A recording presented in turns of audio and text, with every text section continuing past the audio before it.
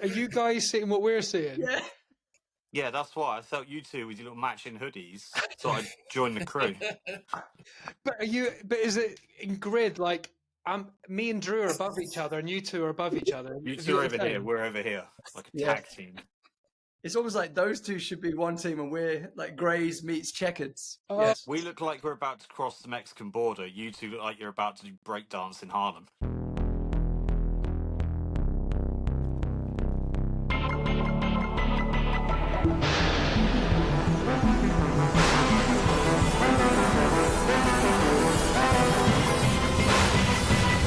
Rage Whale.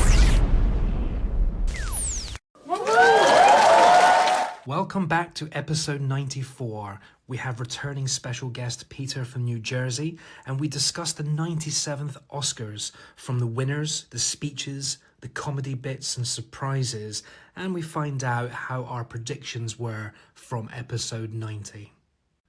Enjoy. 3, 2, 1. Thanks for joining us again, guys. We have our special guest Peter from New Jersey back. Hi. Woo! And Rock and roll. today is our Oscars special. Peter and Drew watched the whole thing. Me and James have just caught up on social media.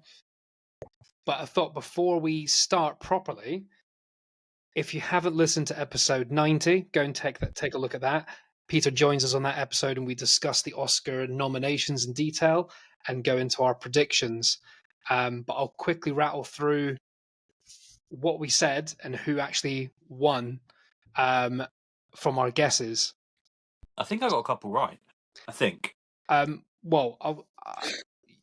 Yeah, you two did really well.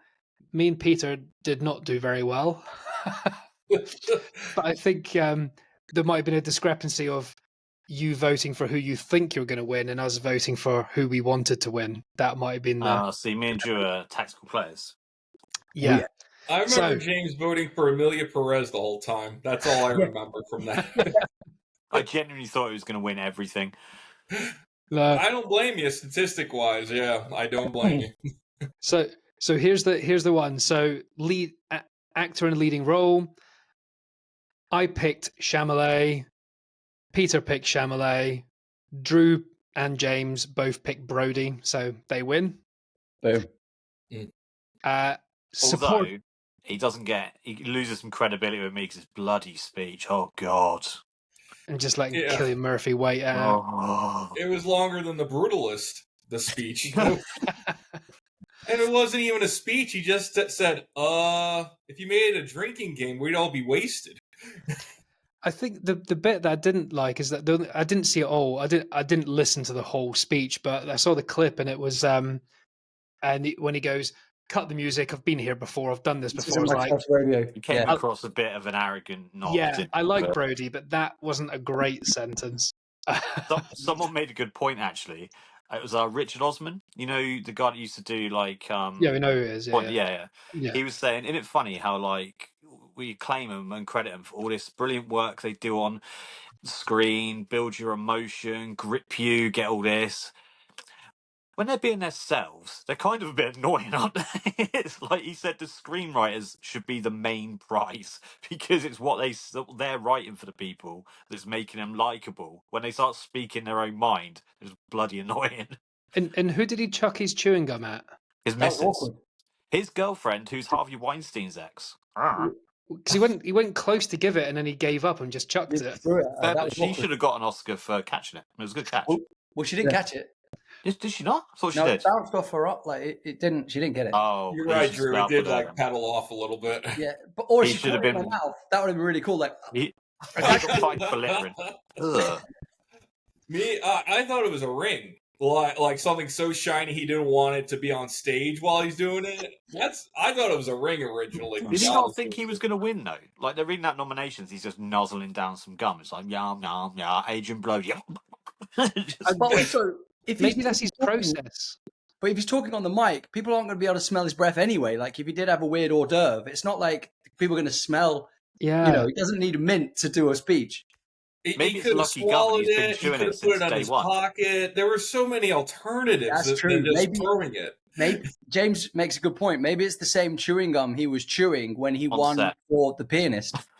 Oh, So when he got I mean, back, not the so Bradley same picked that chewing up and gum put it like back from in until next year. 17 years ago. I mean, like the same, style of chewing gum. But everyone, I think everyone, when they're about to get when they're about to say the winner, they're pretending it's not them, so that they act natural when they lose, and then it's a surprise.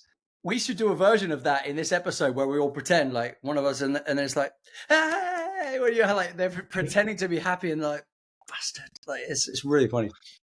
Well, the next one then, actor in a supporting role. Unfortunately, Peter, you picked Guy Pearce. Everyone I else. went by should have. I could have said who would have, but yeah. Oh, exactly.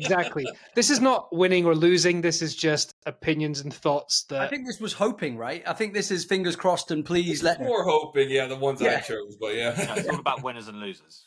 Yeah. Unless me and Drew lose. Actress in a leading role.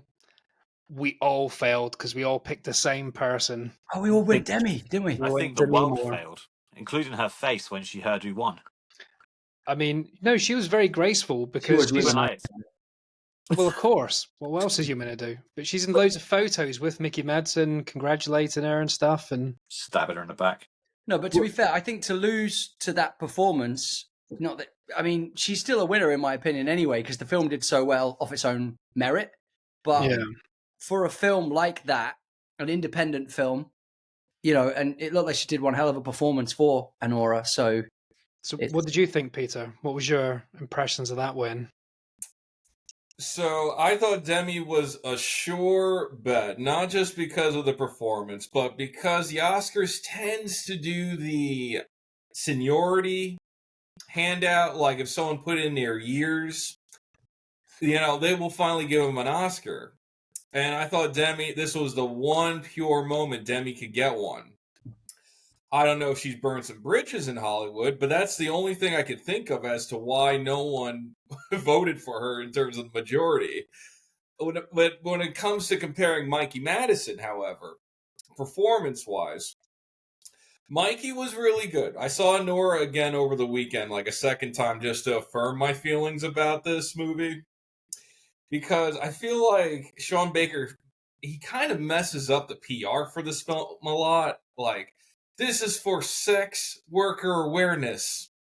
And it's like, yes, we are aware of this industry. Are you saying we should work in this industry? Like, like what is the awareness? Like, if you want to highlight a work industry, look at the drug world. No one ever sees that. You can't walk into a strip club and see that.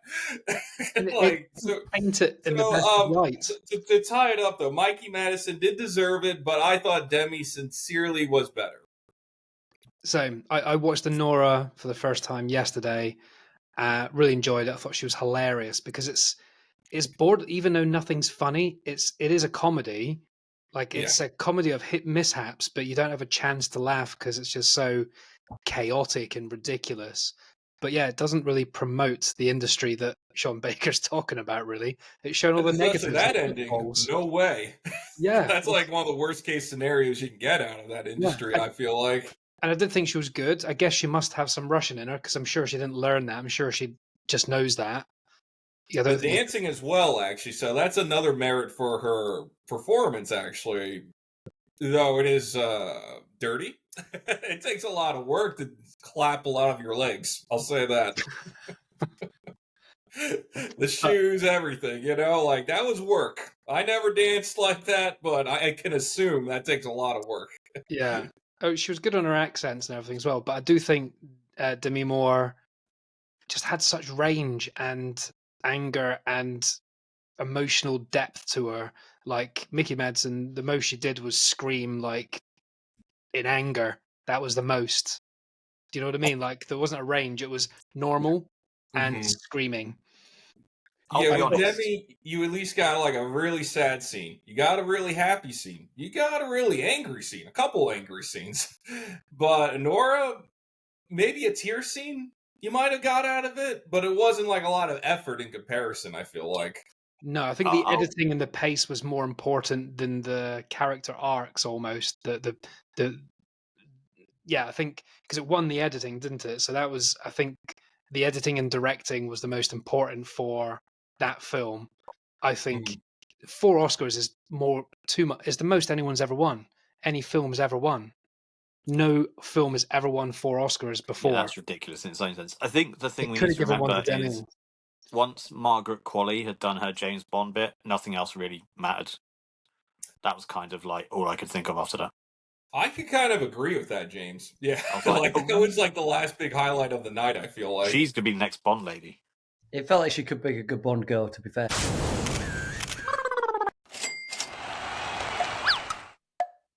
Sorry to interrupt the show. Just a reminder to say we love and appreciate you all for listening to the podcast, whether it's on Spotify, Apple, or Amazon. Don't forget to subscribe, rate, follow, as this really helps us continue to progress and improve the content and keeps us making these fun episodes for you guys. Oh, we're also on these things called Instagram and TikTok. You can follow us there too, as we share short, funny reels on the reg that you can share with friends if you like. Now, back to the mayhem. I thought Demi Moore was going to win because, you know, we were talking about the Hollywood trope of like good-looking person kind of, you know, hiding behind special effects makeup and, you know, the fact that they're kind of making themselves not look as, you know, beautiful as they normally do, so to speak. To quote Monsters again, you know, what was it? Charlize Theron, Monster, that kind of vibe. Yeah. Do you know what I mean? And then probably Brendan Gleeson, is it? No, sorry, no. Brendan Fraser, yeah. And Whale, yeah, exactly. That kind of, I thought it was going to be along that vibe. Johnny Knoxville and Bad Grandpa. That's why I was thinking Demi Moore's got this. This is in the bag, but yeah. I still think that's a bad decision personally. Next one, actress. So yeah, I like the way we're doing this. We can talk about each one as we go. Then it's formulaic to a degree. Yeah. Actress in a support. Again, sorry, Peter. Same as other support. You picked Felicity. We all picked Zoe, but none of us actually knew. I think we just went with. Zoe was going to win, but like, did I want her to win? No. I wanted to see Amelia Perez. I've got it on my watch list, and the more I hear about it, the more I don't want to watch it. I never wanted to watch it. I didn't have a bad time, but it was not awards worthy at all. The songs just sound ridiculous. Whether they're performed well or not is irrelevant. It's just the clips I've seen just seem. Maybe I need to watch the film to get the context, but it just seems too silly. I will say, whoever wrote the script for Conan O'Brien, wasn't it? Conan O'Brien and like all these the fire department guy who made a joke about the Joker 2. The Joker 2. Like, they really like sort of got to the line of where you can't cross with jokes, didn't it? It was what's the Joker joke? Can someone remember it? It was something along the line. It was the police fire department guy, right? Because obviously California. All the shit's been going on there, and he was like, "I like to extend something like my condolences and like all this stuff. People have like fought through this tough time. The production team on the Joker 2." Well, no, he said my condolences to all those people that have lost their homes. Oh, that's it, lost their homes. Especially the all of the cast and crew connected to the Joker 2. And I was like, oh. But the fact that it's happening at the Oscars just shows there was some good writing there. No, but I mean that's just brutal, man. Yeah, I know it's funny. Joker 2 is just people are just using it as a welcome mat. Like it's absolutely just it's a joke of it's a comedy now, isn't it? Basically, by the Academy, like that's like that. It was Madam Web and Joker 2 that got the Razzies for the 2 worst films of the year. Well, at least they won Madam Web. We all expected Madam Web was going to be rubbish. No one on earth thought it was going to be good, but everyone was buzzing for Joker so much. That it was crap was hilarious. But the irony the irony to that now, sorry to interrupt, James. The irony to that now is that Madam Web got a runner-up prize. They didn't even win for worst film. It was Joker just overtook them. So Can you ever imagine? Now, we're not including films like Superman 3 or 4, that sort of thing. But when was the last time a film like was so big? Like the Joker was huge, wasn't it? Mm. For the sequel and the follow-up, or any film that's been highly anticipated to be that bad of a reception, I don't think it's ever happened. Oh, yeah. And you can't use like Marvel ones because that's a very small audience in it. But I can't think of one that people have been so hyped for. I will say when I was 15 in 1999, people were very disarrayed with episode 1. I left dumbfounded more so than hating it. Like, what did I just experience more so? Not like I didn't like it. But a lot of people at that time, in their 20s, like fanboys at that time, yeah, they were trashing it hard. Like, I don't think they ever were able to recover from that just because they're a different breed, though, aren't they? There was so much hype. Like, Endgame, that was some hype. But in my lifetime, that one's still like the most hype I've ever experienced from a film. But don't you think Endgame did a fantastic job? Like, I will never forget how impressed I was by Endgame. If we're talking about how it was an amazing film, you had Infinity War that kind of like just blew the lid, and then Endgame just kind of took that lid and did like some crazy like a slam dunk with the lid. It was just insane how a 3-hour film had such good pace, and it just took you on such a journey. After you've been through everything for Infinity War, you think, how can they top this? And they still managed to top it with Endgame. Oh, I love Infinity War. That's still one of my favorites. Infinity War is incredible, yeah. It would be the equivalent of you waiting for Endgame all that time, and then they cut forward 60 years, and it's all the Avengers as pensioners playing like checkers in a club somewhere. That would be like the level of disappointment as Joker 2. Yeah. But isn't the whole point the Endgame being so popular is it used the cheat code like Deadpool did? Like, we love Deadpool, but if you analyze it, I love Deadpool Wolverine, but if you analyze it, it's just a bunch of cameos. And Endgame is basically, doesn't matter what the storyline is, we're getting everyone together to fight a bad guy, everyone will love it. Simple. I'd say there's a lot of storylines in there. There's timelines come together, yeah. It's timelines, storylines. But it is just throw everyone together, therefore everyone will love it. I think there's a lot more story to it. You're not really an Avengers film fan, are you? You're not really a Marvel guy. I watched them all. Yeah, but you're not really into it. That's I'm probably like Star Kevin. Wars Like, now. I've seen them, but yeah. They were in front of my face, but did you enjoy it? Well, they were there. I enjoyed them. Yeah. I think if you're invested in them, you probably really enjoy it. But if you're just like a casual watcher, yeah, you probably wouldn't see. I think it helps if you have a bit of background knowledge to the characters and the stories as well. I think we should leave Marvel and go back to the Oscars because I feel like we fell down a rabbit hole off a joke from the Oscars. Okay, it's funny when I watch the Oscars now, I'm like, oh, he was in that Marvel film. Oh, she was in that one. Oh, they met in that one. Like there was Barista, there was oh my God, Sebastian Stan and RDJ. Oh, yeah. I was Zoe like, wow, Saldana. this is a perfect opportunity to have the Avengers on stage. But yeah, all of them. Most of them were there. Like Zoe Saldana was there. She won, obviously, and she's in. I didn't know that was Gamora until my brother told me. Crazy. Shows how much I'm paying attention at the end of the movie. Yeah, I mean, so cinematography, we all lost that one. I wanted to cry, man, when Nosferatu didn't win that. Yeah, I was a tad tearing. A tad. Who did win? No, seriously, I did deserve it, though. I feel I could have had a tear, man. I was like, please. Yeah, it was Brutalist, but we all chose Nosferatu. It was brutal. The next one was directing. None of us got that either. I was really hoping it was going to be like Peter said, like the idea of having a female. The first time we've got not the first time because we've had lots of brilliant female directors in there, but being the only female in amongst all of these kind of like top hitters, as so to speak. Yeah, I thought I preferred her film as well. Really, I mean, it's a bit biased because I haven't seen some of the other ones, but we need to see Anora because it's really good. But it's different. But we all chose Substance apart from James, who chose Amelia Perez. Yeah, hedge my bets. So yeah, Anora won that one. To be clear, editing.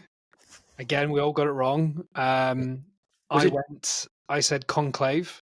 James went Amelia Perez again, and Drew and Peter went Wicked. And what was it? Anora. Yeah, Honora started to scoop it. It is the strength of Honora, I'll say that, is the editing. And I did like his speech when he got Best Editor for that, because he thought that was his favorite of the night, because it was because to him that's a trifecta position of writing and directing. Like, here I am in the middle. And like, to him, he was actually, that's what he said in the moment at the Oscars. Like, he was more blown away getting that.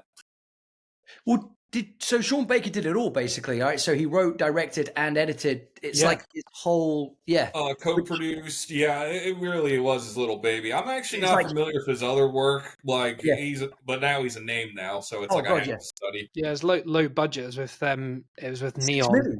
It was like $6 million or something. So he's like put Honora in a backpack and taken it up a mountain and then gone. Nothing happens that would cost any money. They've got a private jet at one point, and there's a couple of posh cars and a posh house. But it's just a night out in Vegas, though. Kevin will get you. That's probably half the budget right there. Just filming in Vegas, yeah. And that was a short hotels, the going out. You just don't go to Vegas. I'll say that. I heard they filmed in Brighton as well, because she says in her speech, she's like, America, I want to Brighton Beach. America. Oh yeah, I've gone to Coney Island a couple times at Boardwalk where they filming at. And all the local news yesterday, I kid you not, they're going to that candy store where they have the famous scene of that old man who's working the candy store. So that's in New Jersey. New York, technically, in Brooklyn. Okay. Yeah, Brighton Beach is it's a district of Brooklyn, which is a part of New York City. Long story short, because. Yeah, Drew, go on. I was going to say, I did think it'd be weird to come all the way to UK just to shoot some beach scenes and then go back. Drew lives in Brighton Beach in the UK. Oh, I'm aware of the I didn't know. Okay, I didn't know you were there, but I was aware of a Brighton Beach. That's why I just got so confused when she just said randomly. I was like, I just want to thank Brighton Beach. But I was like, I think we're forgetting something quite important here. That Brady Corbett, or Corbett, whatever his name is a very famous man. Who? From Brady Corbett, or whatever he's called, the Brutalist director. Oh, right. Yeah, who we're going on about saying next big thing now. He sounds like cheese. In 2004, he played Alan Tracy in the Thunderbirds movie, alongside Ben Kingsley, Bill Paxton, Vanessa Hudgens, Anthony Edwards. How mental is that? He was one of the Tracy brothers in Thunderbirds. That's crazy. When he was little. So that was what, 20, how old is he? Because that was 21 years ago. And he was in 24. Yeah, but that bothered. He was in Thunderbirds. Cool. All right, let's move on then. Next one was a music original score. And Peter, this is your first win so far. I was Conclave. I did pre-order the vinyl. It's that good, I think. Yeah. Nice. I was Conclave. Those two were Wicked, and you were Brutalist, and Brutalist won. That's the only film I've not seen. I anticipated the Brutalist and Honora being leaders for Sunday, and my local theater was playing both again on Saturday. So I was like, maybe try to catch both again one more time just to make sure how I'm feeling for this. And I was like, Peter, the Brutalist is 4 hours. What the fuck you thinking? With Honora and a break? That's a 9-hour day, 10-hour day. So I'm like, well, how can I still do this? Just see the better act. I saw Act 1. And then went home for a 3-hour break. Oh. Yeah. Because Act 2 is good, but Act 1 could have been a standalone film, in my opinion. I was going to say, Nora on its own is 2.5 hours. Yeah, that could have been trimmed down, in my opinion. I would have compressed the first 40 minutes into 15. Like, it's just partying for 40 minutes. I was going to say, yeah, it's just party and fun, and then it gets serious, and it's a bit scary, and then it just goes madcap silly. Yeah, I do love that it is a clear 3-act film, though, Honora. I will say that.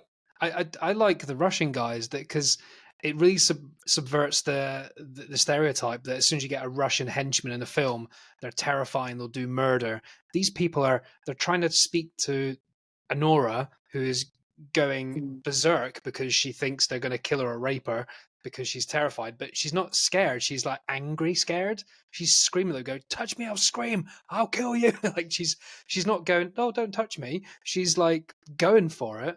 And these Russians are just like, oh my God, should we shut her up? Should we tie her up? No, don't tie her up. You might hurt her. Oh, we got to tie her up. He's yelling at her at one point too, like they're both like looking at each other with extreme eyes all of a sudden. Yeah, they're like, what the fuck do we do? It's like they've caught a rabbit and they don't want to hurt it, but the rabbit's going berserk and they have to pin it down, but they don't want to hurt it. And then she breaks one of their noses, and it's just about these really polite Russian people who are just told to keep her in one place but don't want to hurt her, and it doesn't make sense. It's like, this is... Oh, that reminds me. That was another Conan joke that he had for the night. Like, thank God for Nora. There's someone American now stand up to in Russian. Oh, yeah, that was a line.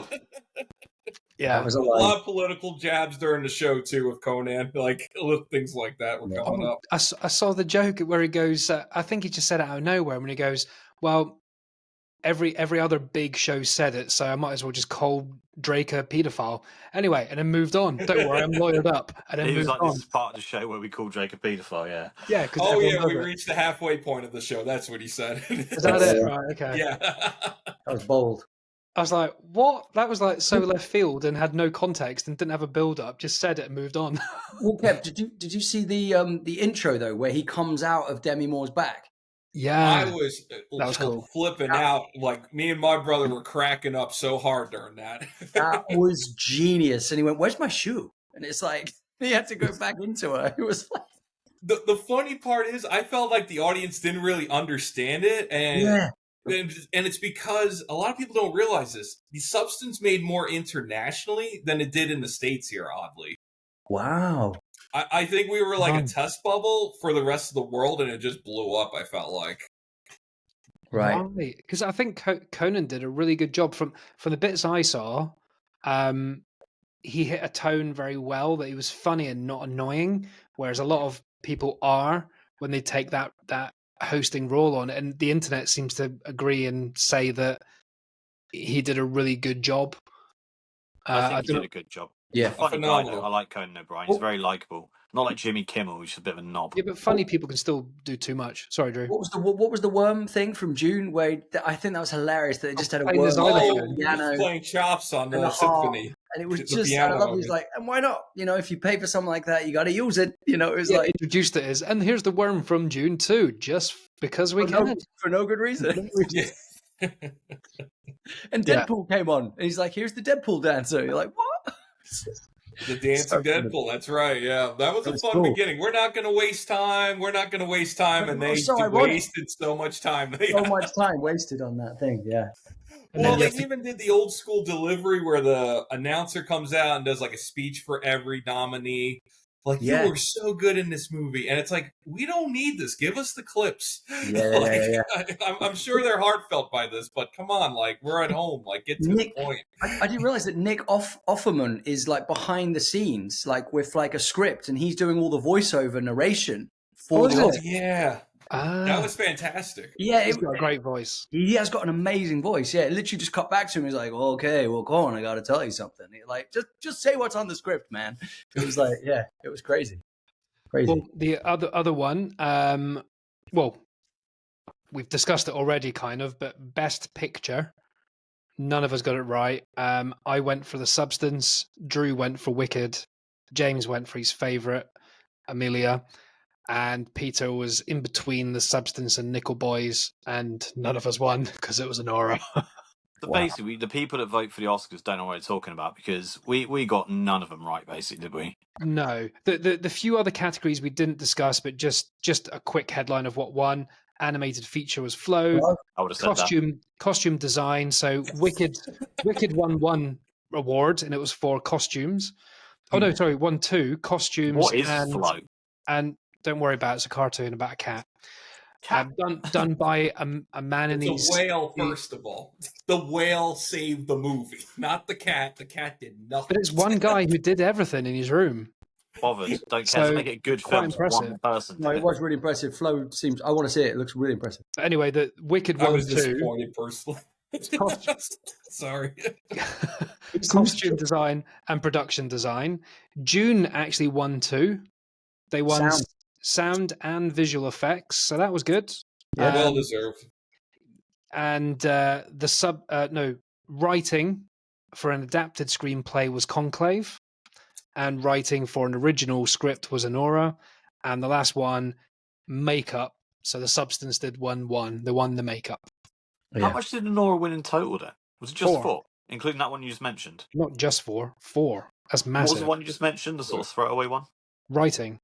Oh, that's quite a big one. Why didn't we go over that? Oh, actually, Writing, 5, editing, directing, and Mickey Madsen. Yeah.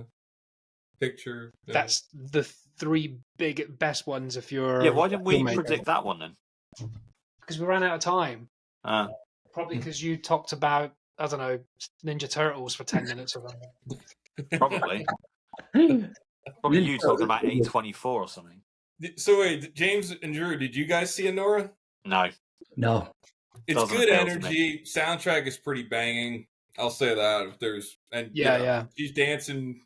If you like money making, she's doing it. I'll check it out. I'll check it out when it's free. I think that's fair. I would say so. It was only in the cinema. It wasn't in the cinema very long over here at all. I think it was That's less why it than kind 2 of weeks. passed me by. It wasn't really promoted much over here. I didn't really No. see it anyway.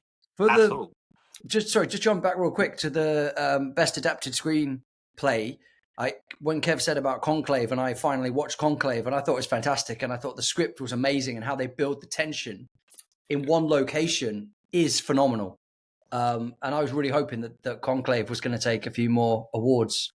But yeah, but music as well, though. For me, sorry, yes, the music in Conclave, that really clever kind of hook that really builds the tension. They keep using it every now in that kind of repetitive manner throughout, and it just builds the tension. And it's like, and that music really elevates the whole film. And that's why I really hoped that was going to take best original score.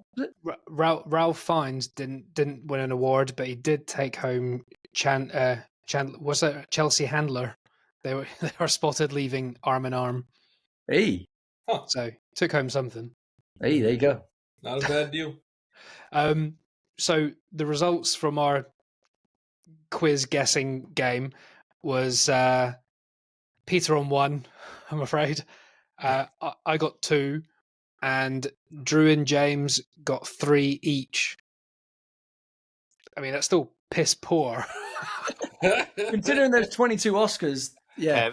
Kev, you know when you get the World Cup and it's got all the teams' names? Winner's a winner. Doesn't matter about the score, Kev. Winner's a winner. I was going to do one abstract question, like for all of us, for fun. Yeah. I'll give you a question that's not about this year's Oscars. That's about 2015. He's just going to get Siri to help him out on this one. And you can all answer, and I'll give you one. What section would you like? And I'll run off the nominees for that one section, and you got to pick the winner. I'll let Peter choose. This will be a hard year for me, I'm going to say, just because I want to say living off the grid. Wow. I probably went to the movies once that year. You sound like Jack Bauer. What's that? You sound like Jack Bauer. You sound like you're working for CTU. I'm off grid, Chloe. At that time, I was, 2015. I was in San Diego. I was living crashing on my friend's house. He ran a dispensary, a delivery dispensary in Southern California. But he had such a mess with the books that he hired me because I'm an accountant. So I set up the books and the inventory system for him. Wow. Okay. And during those times, there was medical cannabis, but like recreational cannabis, that wasn't legal yet in California. Oof. So I had a little bit of a lifestyle in that realm once upon a time, though. Wow. Thank you for sharing. Pioneer, if you will. Yeah. This is a safe place. But I wasn't watching a lot of cinema. I might have been listening to metal, if anything, during that time. Yeah, cinema didn't really come back full-fledged in my life until probably like 5-6 years ago. But I'm down. Give me actor. I'll do actor for 2015. Just off my guess. Are you guys seeing what we're seeing? Yeah. Yeah, that's why I thought you two with your little matching hoodies, so I joined the crew. But is it in grid? Like, me and Drew are above each other, and you two are above each other. You two are over here. We're over here, like a tag team. It's almost like those two should be one team, and we're like Greys meets Checkers. Oh, that's amazing. The Wolverines, the Logans. We look like we're about to cross the Mexican border. You two look like you're about to do breakdance in Harlem. No, I look like I'm trying to catch you. We're Kneecap with no kind of color choices. And we're the Gringos. You guys are like want to be Logans. Do the top button up, like gangsters. And we call ourselves Hector. Hesse, Hesse. Yeah. All right, so for fun, all right, James, you choose then. Pick a category for the Oscars, like Best Picture, Actor, Supporting Actress, Cinematography. I thought you said Sporting Actress. Just pick one. Best Actor. Actor. Okay, so who won Best Actor in 2015? Steve Carell, Foxcatcher. Bradley Cooper, American Sniper. Benedict Cumberbatch, The Imitation Game. Eddie Redmayne, The Theory of Everything. Or Michael Keaton, Birdman. Michael Keaton. Yeah. Yep. Well, you're all wrong. So that's it's Eddie Redmayne. It's Eddie Redmayne. All right, give it to Drew. Okay, don't worry, Peter. You were playing for fun. It was between them two because they drew points. So so I got Drew 4. wins overall. Well done. Anyway, now we've done that. What was Peter? What was your? The only way is down now, Drew. Yeah. Oh, no, sorry, dude. Well, you're hey, man, we're not a team anymore. You're across the border. Yeah. So I'm trying to find my grey hoodie.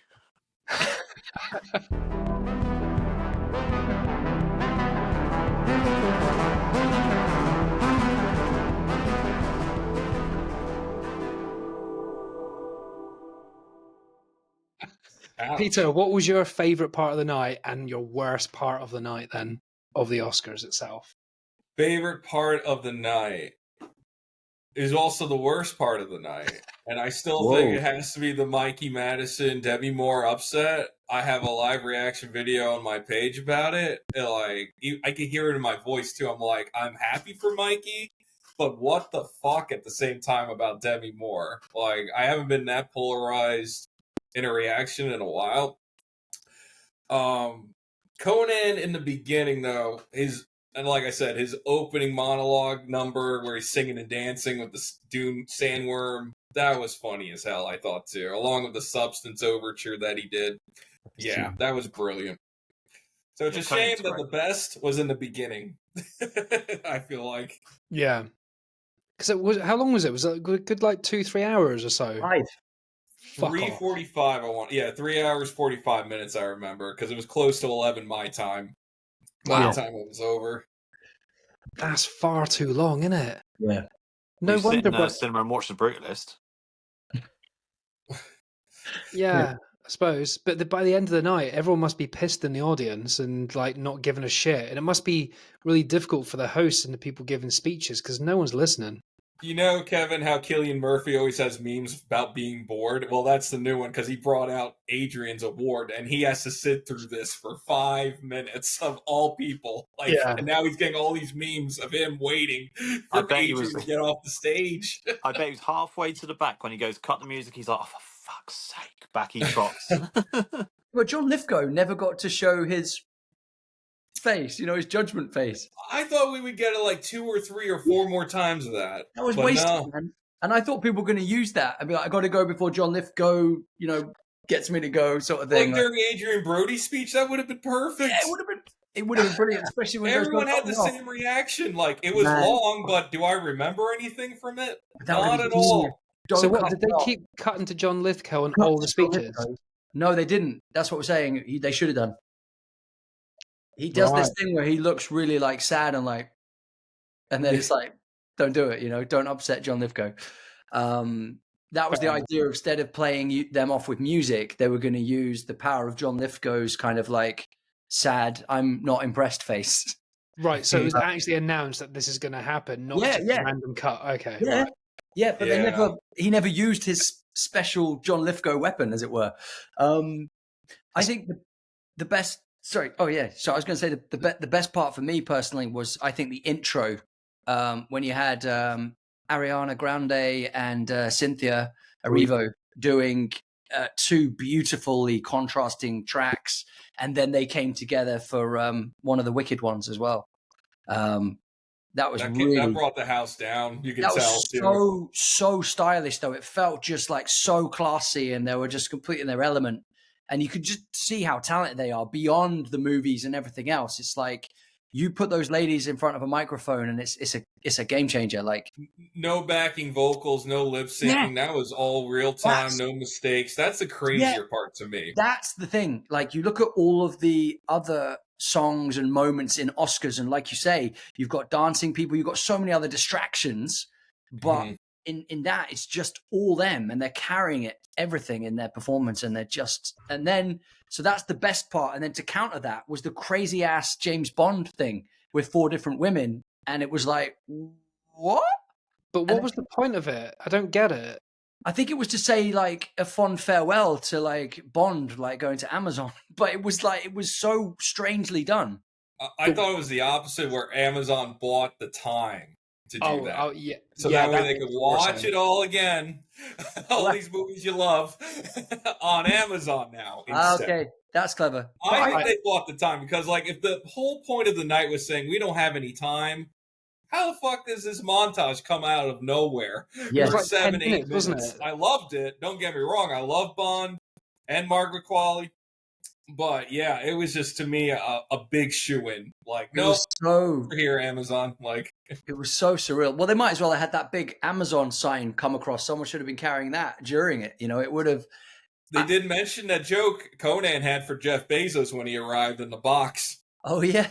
Yeah. Somebody should have carried that during the James Bond thing. Did you see the picture of Yuri, I forget the other guy's name, from Anor carrying the Oscars like they're stealing it?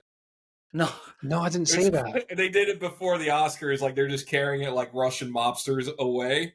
Oh, and that's the big one. Perfect. What, the big Oscar? You mean like the? Oh, like the big phony one standing in the production zone. But that was almost fortuitous of them. You're like, hey, we're going to be doing that. It came in handy later for Neon. Times 4, you know, stealing these, yeah. I like the bit. I mean, that's the no offense, Peter, before I offend your entire country, but sometimes American humor. Now's the perfect time in history to do it. But yes, American humor can sometimes be a little forced, but I think that's because it's not all American humor. That's too broad. That's not what I mean. But when it comes to award shows, British people just kind of rail into people and like really attack people and just have a laugh, whereas American is very, you feel it's scripted, because even like the Adam Sandler bit I loved, but it's like, you know, they practice that, you know, that's not ad hoc, you know. Oh, that was a highlight too. You're right. Yeah, American comedy, especially at the Oscars of all places, the scripting can be a little too much, and it actually messed up Andrew Garfield and Goldie Hawn, I believe, because Goldie Hawn couldn't read it from the distance, and she admitted she had cataracts on stage, which was impromptu. But you're right; it's sometimes too scripted, too forced. Growing up, it was kind of hard watching like a lot of American shows. Like they would have to be witty, like The Office or Parks and Rec. I'm not sure if you guys had the original Office. I love both of those. Yeah. But that to me is like craft, or like at least someone's like writing a teleplay, making it seem witty, trying to make it funny, not force funny. But you're right, we do emphasize that a little too much lately. Yeah, sometimes it's like what's Saturday Night Live? I love Saturday Night Live, but not all of it. Like some of it's hit and miss. Some of it, isn't it? I didn't even watch the 50th live broadcast last weekend or two. I was just like, I can't do this for 3 hours. Sorry. It's a roll of the dice sometimes, that show. That's it. But I did like that bit when he shouted Chamelet. That was good. I like that. Yeah, that was like a jump back to, wasn't that the SAG or the Golden Globes? Golden Globes. And that was the host that did that too. It wasn't like, and he just did it on the spot, and it just snowballed ever since that whole bit. Yeah, because they're like, Timothy Chalamet, it was that woman, the comedian that hosted it. She goes, your surname sounds like Adam Sandler. No, something Adam Sandler would say. Yeah. Oh, by the way, James, you're still on mute. If you can hear us, you're on mute. How about now? There you go. Perfect timing, because I was going to say about that in memorandum bit. So, James, say your bit, what you were thinking earlier that you told me. Yeah. Couple of snubs. Tony Todd, big one. That was a bit strange because he's not been in Oscar movies, but everyone knows who he is. In the same sense that, like, there's an awful lot of actors that haven't been in Oscar-worthy movies, but everyone knows who they are. And the Buffy actress, I get that one little lesser known as they've got to draw a line somewhere, I guess. But Tony Todd was horror, wasn't he? Like, he was known for big name in the business. Yeah, It was a strange one and to he's leave got out. a film coming out in the next couple of months as well. So he's got a new horror coming out. But yeah, Tony Todd missing from that was a bit strange. Oh, you mean the Memorandum. with the hook, the hook guy? What's his Yeah, name? Candyman. Yeah, he's also in like The Crow. Final Destination films, The Crow. Yeah, all the Final Destination ones. Yeah, Yeah. He's like you said, he's so iconic. You can't, and his voice, as well. Very iconic voice. Yeah, and he got stung by 22 bees. Man, come on, give the guy his. And he he did get stung by a lot of bees. He was also in The Rock as well. Like, he's been in some quality films. Tony and Michelle Trachtenberg, definitely. And in America, that was a big snub for her not to be in that. Because in my generation, like seeing her from a kid to now, it was a big snub for a lot of us. Especially considering her and Gene Hackman passed away on the same day. And he got like a whole 5-minute chunk of that memoriam segment. It just didn't make any sense for a lot of us. My sister was pissed. That Gene Hackman thing was weird, wasn't it? Yeah. Weird. Has there been any update on that? It's a gas. They think it was a gas leak. Well, they died a week before they were found. That's the new information. Gas leak makes sense because I was like, why would they kill the dog? Yeah, you were so unnecessary. They also said pills were on the floor too, so I had to wonder if the dog ate them. Pills, yeah, it could have been. But then again, 95-year-old men have pills lying about. Yeah, true. Not on the floor normally. Yeah, well, you might if you drop them. 5. Yeah, I guess. Yeah, I suppose. Or you might be about to give them like this is your sleeping pill, and then the gas. Like, but she wasn't old. Maybe she's 60s or something. She was 65. She wasn't old. Yeah, yeah, she was younger. I don't know how the dog was though. No one really talks about that. Yeah. Justice for the dog. You know, if there's a gas leak here, you'd know about it. You know, you wouldn't both drop dead. One would start feeling funny, and then you'd check them out. You know, you wouldn't just all die. That's made me laugh. I read the headline. It said Gene Hackman, his wife, and dog all found dead. No foul play suspected. I was like, that's weird. Why is the dog dead? Of all the things, like even if they killed themselves, why not take the dog to a shelter? Why not? You'll come with us. It's like God. Crazy. Yeah, poor old Gene. I don't know what to say about that. It's just a strange one. But going back to, you're right about the memoriam. Is that what it's called? That's it. Yeah, memoriam. In memoriam. But the idea that people get a bigger slice of the cake, I think it's such a strange thing anyway. I remember one time at the Oscars, they, instead of having people get 5 minutes, people get 2 minutes, all this kind of stuff, they just had the names come up slowly. And it was people, do you remember that time? It was just like names. And it didn't have all of the photos and a little clip of everyone. It just felt a bit fair that it's not about, someone shouldn't have longer in the limelight of passing away just because of. Well, I don't know. I think if I disagree. I disagree. I think if 20 people died next year and Robert De Niro died, I would expect a big fuck off Robert De Niro bit and then a bunch of list of names. Fair. Okay. You know, so it's more stage, of probably. Robert De Niro died. Just be him like moaning about Trump for 5 minutes, wouldn't it? That would be his in memoriam, wouldn't it? Just him like moaning. I will say the best part about the in memoriam of this year was probably my favorite 4 of the list were in a row. Like you had Shelley Duvall, then it was David Lynch, James Earl Jones, Gene Hackman. Yeah, I was like getting wild up actually. I was like, yes, these were the people. Like. Yeah, there's some big names, wasn't there? It's not been that many big names since wasn't like what I remember, was it 2009?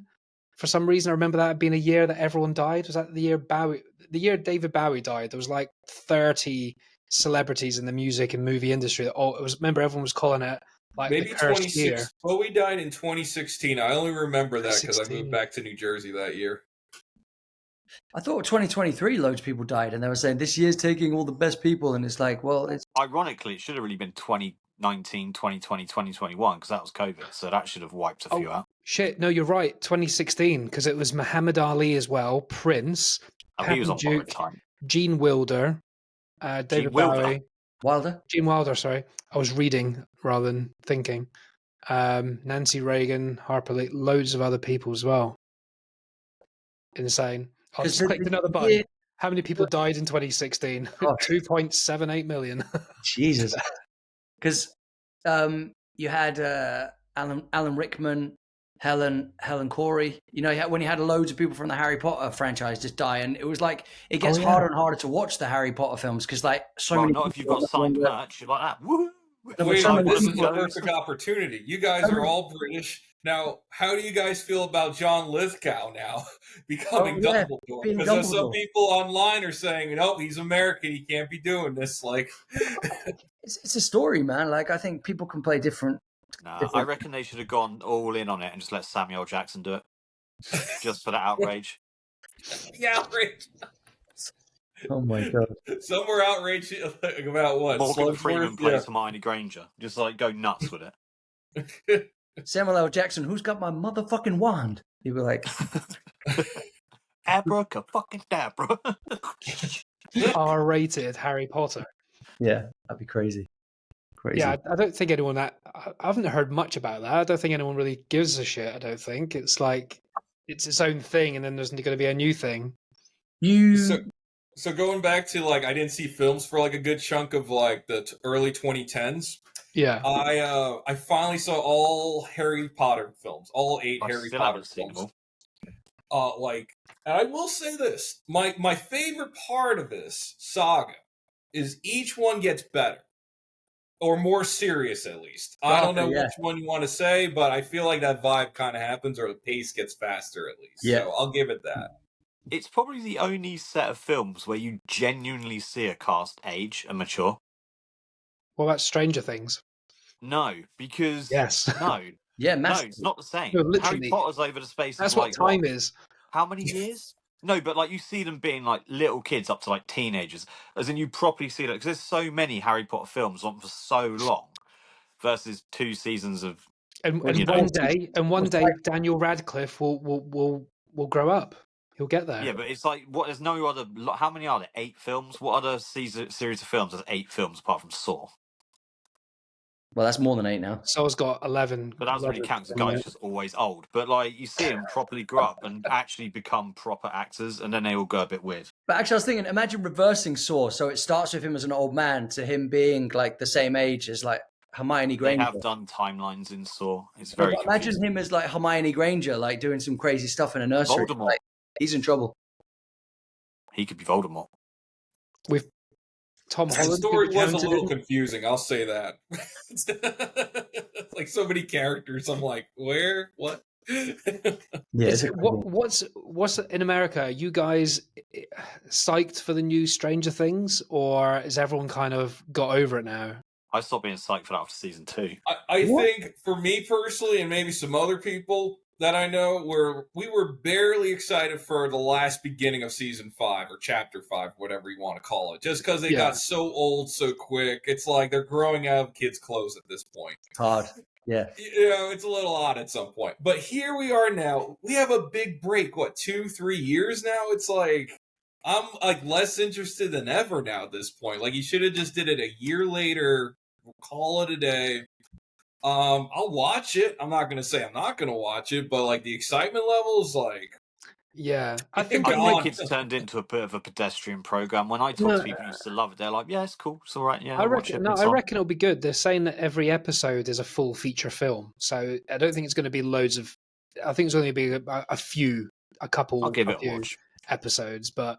I think it's 5, isn't it? Isn't it 5 more? Is it 5, is it? Maybe 3 then. I don't know. I think they're 2 hours. I heard 2 originally, but that was like years ago. Might even just be 3 long movies, like Kevin was saying. Like, that last series was pretty boring to begin with, and then it got good.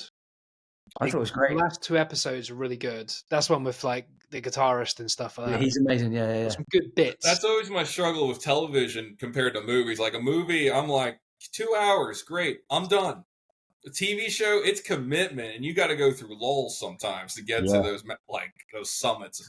And if you notice, the old TV series these days, especially, I don't want to slam Netflix because Netflix do have some good content out there, but when it's if it's like a 6-episode series, it's really tight and really good. If it's a 10 series, there's 3 in the middle you could probably do without, or it's the deliberate dip to build up, but the dip's too dippy, if that makes sense. Yep. It's too much dip in my dip. Yeah. The one thing I don't like is what some streaming companies, mainly Prime, are going almost back in time and doing, and drip feeding the episodes again. Yeah, like right. Just give it all. it's Like a bad Apple. example, Apple but the do my Mr. head in. Beast show. I was watching the Mr. Beast program just because why not? But I watched the first 3 episodes, and then it was one a week, and I got less excited every week to the point where I was probably watching it 3 days after it came out because I was like, oh yeah, it's on now. But like, I sort of watched the first 3 or 4, and was like, it's actually, do you know what? It's not bad for what it is.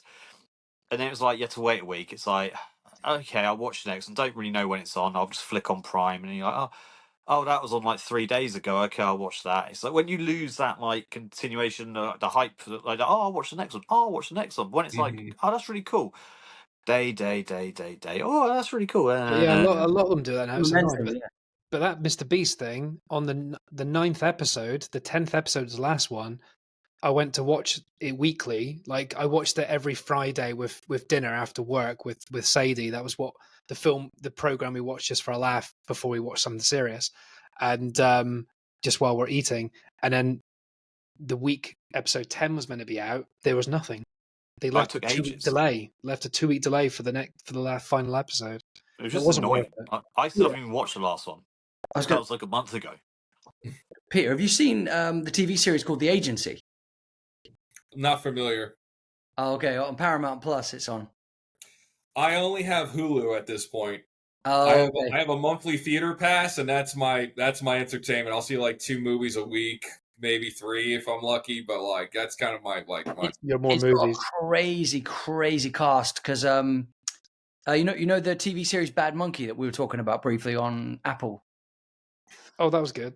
Yeah, but there's no point in continuing this because he doesn't watch TV, Drew. Oh yeah. Like I was saying, like all these shows in the last 10 years, it's like they have all these lulls in it. They don't realize it's a mental roller coaster for us. Like we don't want to be this slow. Like I just want to keep going, or get it over with. But they keep these things going. It's like, but that's it. Peter's going to maybe join us on a couple of spoiler review episodes straight after cinema type thing as well. Depending on time. Mickey 17. I'm going Sunday, the 9th here.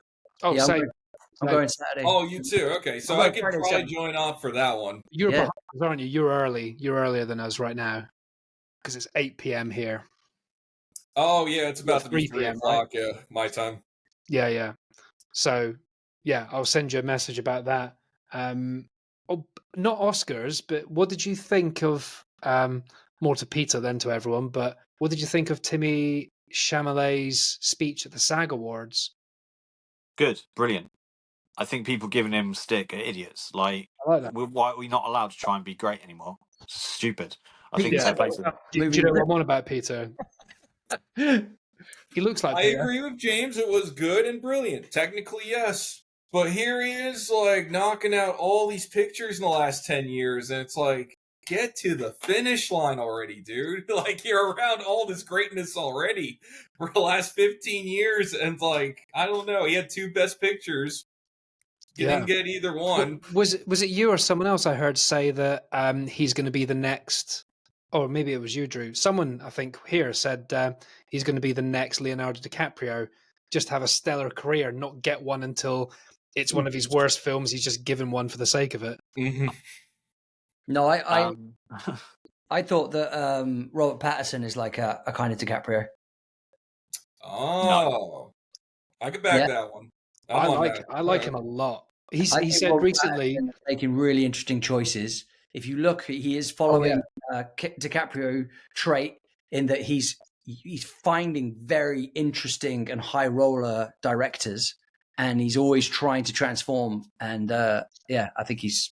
DiCaprio's another level. His body of work was so busy. But with Robert Pattinson, right? He had an interview the other week, and he said, "What's the thing you most notice these days about your fame or your celebrity?" And he goes, "Well, when I first started, men hated me and women wanted to get my signature. Now most women my age don't know who I am, and all the men are always around me getting, he's like surrounded by men constantly." It's because you become a serious actor, not a heartthrob anymore. Yeah, and I mean, guys, he's a good-looking chap, but he plays not good-looking roles. Like even What Good Time, he was like a drug dealer missing a tooth, and awesome. then Lighthouse, just a craggy like distressed sort of man as well, like going insane with a massive moustache. Yeah, so I enjoyed his Batman performance. A couple years ago, and even that he wasn't attractive in Batman. He was like gaunt and a bit weird, wasn't he? You know, he was like Trent Reznor more so than Bruce Wayne, like that kind of goth vibe he was going for. Yeah, I like. There'll never be another Leo, never. I'm not saying not for a while. Yeah. He'll take over. I mean, in the sense that. Do you know why I don't think there'll be another one? Though there's a reason for it. It's nothing to do with the actors. Well, it's his name, like DiCaprio. No, it's nothing to do with Leonardo DiCaprio. It's nothing to do with any upcoming actors.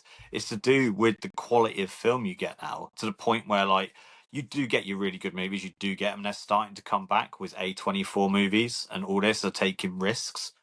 But you know, you still don't get them risky ones. People are still edged towards the A-list lineup, and then the story's okay. I don't know what you're on about, because Leonardo DiCaprio didn't do lots of edgy films when he was younger. They were quite safe films. The Beach, Beach, Romeo and Juliet. Like he had some like kind of. Romeo and Juliet was a bold move because that was a pretty sketchy film. Yeah, I mean, Leo had a little bit of repertoire going before Titanic. Basketball Diaries was good. That was the first time I saw him. Yeah, Basketball Diaries is insane. But then he does like your Shutter Islands, and like look at some of the films he's been in. There's some of the best films of all time. Yeah, Inception. Yeah, but there's nothing weird about them. Yeah, I get it. Like Romeo and Juliet was probably a little bit avant-garde type thing, but it's still Baz Luhrmann, you know. Yeah, I'm saying he's in some of the greatest films of all time. And The Beach, if you look at the greatest films of all time, they're not new films. Danny Boyle was a huge director. So, and then Gangs in New York, Catch Me If You Can, Aviator, Departed. They're not safe, those sorts of films aren't. But they're not obscure. They're not obscure films. No, what I'm saying is he's in some of the greatest movies of all time, which aren't being made anymore. He's also in a load of shit as well. He's in a mix. Yeah, so is everyone. But if you look at the top 20 films of all time, there's probably 4 from the last 20, 30 years. Interestingly, Wolf of Wall Street, that's one right there. Wolf of Wall Street. But DiCaprio became Scorsese's muse, though. Like, let's be honest, their kind of collab. They collabed on so many films, and he even said in an interview that I've worked with the Django. best. Like I've worked with the best. Yeah, that was insane. That was a brave move for him, Django. He did not want to say that word, did he? Yeah, playing a villain, and exactly, playing a racist villain. That's what I mean. His level, the films he's in, it's not to do necessarily his acting. It's just the quality of the film he's in is amazing. Well, I love the time in Hollywood too. He had Tarantino and Brad Pitt together. I mean, that was pretty. Oh yeah, Once Upon a Time in Hollywood. Well, what Drew was saying about Scorsese, like, have you seen that little joke video where it's Martin Scorsese chatting to Robert De Niro at a bar, and Leonardo DiCaprio cuts in and goes, "Excuse me, Bob, just need a word with my director." And and Robert De Niro's like, "Your director?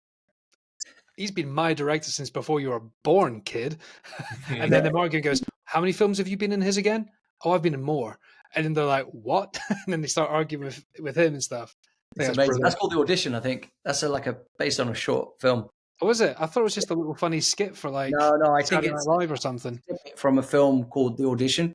Because the way it's shot, like you can tell a lot of budget. Proper done, yeah. I like the bit, not to bring horrible words into this podcast, but the bit about Django Unchained and not wanting to say the N word.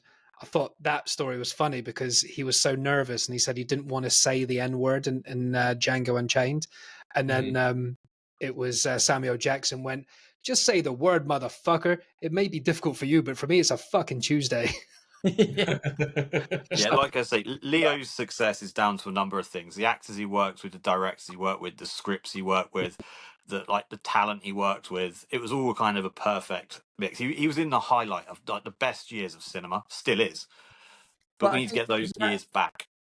After this conversation, I think Chalamet is actually Leo now. Actually, after I'm looking at like what you said, because I'm like Chalamet's. We just haven't experienced the ones, but he's on that track right now. Yeah, I think you probably have to have the conversation in 15 years, don't you? I was going to say, you need to look back and go, "Oh, actually, Complete Unknown was a great film," but in 10 years we might go, "Shit, A Complete Unknown was quite brave because he was doing Dune, and now he's dropped down to doing a little kind of little miniature low key biopic. Yeah, we're judging Leo on 30 years worth of work. But also, he never did franchise films. You got to look at Robert Pattinson and Timothée Chalamet. They both done franchises. So they've done Dune. He did Twilight series. But if you look at DiCaprio, he never did like this film. Oh, yeah, Titanic 2 wasn't him, was he? Revenge of the Iceberg. They did make a Titanic 2, by the way. Yeah, that is a film. No, yeah, that's. But yeah, she could have let him on that door, couldn't she? Let's be honest. Boys, unfortunately, I gotta get going now. Yeah. On that note, back to work. Yeah, man, you're giving us a lot of time. I can't get over this video of the two greys and the two plaids played. The greys and the plaid sounds like the worst like Middle Ages like battle film, doesn't it? That's the name of this episode, man. Game of Thrones. Plaids and Thank you for joining us like again, an indie Peter. rock album. Yeah, thanks for joining us again, Peter. Always a pleasure. Cheers, dude. Hopefully we'll see you at the weekend maybe as well, potentially. I'll keep you posted about Mickey for sure. Yeah. No pressure, but if you're around when we're doing it. Oh, cool. Mickey, you're so bad. You're so bad. You're so bad. You blow my mind 17 times. Right. See you later. Bye. Take care, guys. Bye-bye. This has been Rage Whale. Thanks for hanging out with us. We hope you had a whale of a time. Oh, wait! Before you go and enjoy the rest of your day, we would really appreciate if you had a spare 5 seconds, a follow and a 5-star rating. Also, don't forget to follow us on our socials on Instagram and TikTok, where we have updates, movie-related content, and funny clips from the show. Please tell all your friends. Thanks for hanging out with us till the very end. Have a great rest of your day.